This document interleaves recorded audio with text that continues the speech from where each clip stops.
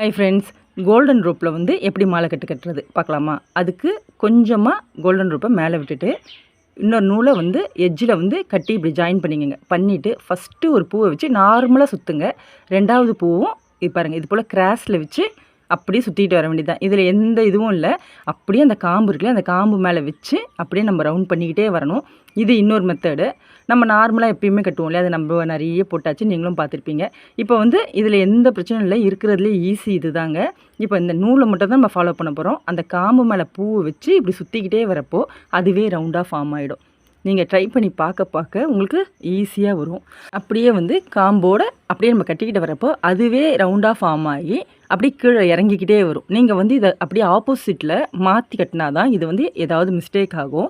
One சைடாகவே வச்சுக்கிட்டு வந்தீங்கன்னா உங்களுக்கு சூப்பராக வந்து இந்த மாலை கட்டு ரெடி ஆகிடும். இப்போ பிரைடலுக்குலாம் வெளியில் நம்ம வாங்கினோன்னா எவ்வளோ செலவு பண்ணி இதை வாங்குகிறோம். ரொம்ப ஈஸி தான், பார்க்க கஷ்டம் போல் தெரிஞ்சால் கூட கட்டி 2-3 வாட்டி நீங்கள் ட்ரை பண்ணிங்கன்னா ரொம்ப ஈஸியாக வரும். இங்கே பாருங்கள், பூவை இப்படி வச்சுட்டு நூல் எடுத்து வேறு ஒன்றுமே பண்ணல, அப்படியே ரவுண்டாக சுற்றி வரும். அவ்வளோதாங்க. இதில் டிஸ்டர்ப்னால் மேலே விட்டுருக்க அந்த ரோப் தான் நடுவில் மாட்டோம், அதை மட்டும் எடுத்து விட்டுட்டாலே போதும். பாருங்கள் எவ்வளோ சூப்பராக இருக்குன்னு. இப்போ இந்த அளவில் வச்சு நம்ம கட்டினோன்னா அழகாக இருக்குது.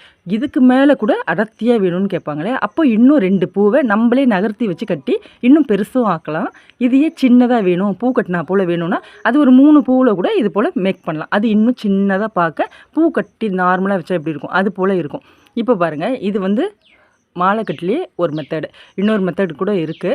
அது வந்து நார்மலாக நூலை வச்சு லெஃப்ட் சைட்லையும் ரைட் சைட்லேயும் வச்சு நம்ம கட்டுறது. அது வந்து இன்னொரு வீடியோவில் போடுறேன். இப்போ வந்து இது நம்ம எங்கேயாவது மேரேஜ் போகிறோம், ஏதாவது வீட்டில் ஃபங்க்ஷன் இருக்குது, எங்கேயாவது நம்ம யாருக்காவது கட்டித்தர போகிறோம்னா இதை ட்ரை பண்ணி பார்க்கலாம். பாருங்கள், இந்த அளவுக்கு நம்ம வெளியில் வாங்கினாலே பூ விலை இல்லாமல் 200 கேட்பாங்க ஒரு கை சைஸ்க்கு. இப்போ வந்து நான் ஒரு ஃபங்க்ஷனுக்காக தான் நான் இப்போ வந்து இதை மேக் பண்ணி எடுத்துகிட்டு போய் தரப்போகிறேன். இப்போ நம்மக்கிட்ட ஆஃப் ரேட்டு தான். தஞ்சாவூரை சேர்ந்தவங்க யாராவது இருந்தீங்கன்னா காண்டாக்ட் நம்பர் தரேன், வேணும்னா உங்கள் ஃபங்க்ஷனுக்கு நம்மளை காண்டாக்ட் பண்ணி கேளுங்க, நான் உங்களுக்கு செஞ்சு தருவேன். கம்மி ப்ரைஸில் தான். நல்லா இருக்குல்ல? இதை நீங்களே வீட்லேயே மேக் பண்ணலாம். ரொம்ப ஈஸி தாங்க. கட்ட ரொம்ப ஈஸியாக வரும். ஃபஸ்ட் டைம் வந்து நானும் கட்டுறப்போ ரொம்ப கஷ்டம் போல் தெரிஞ்சுது. நானும் வீடியோ பார்த்து தாங்க கற்றுக்கிட்டேன். நிறைய வாட்டி வந்து தப்பாக தான் வருது. அப்படியே வந்து எப்படின்னா நூலை வந்து அப்படி சுற்றிக்கிட்டே வரா போல் இருந்தது. எப்படி இதுன்னு சுற்றிக்கிட்டே தானே வருது, இது எங்கே கட்டுது அப்படின்னு தோணுச்சு.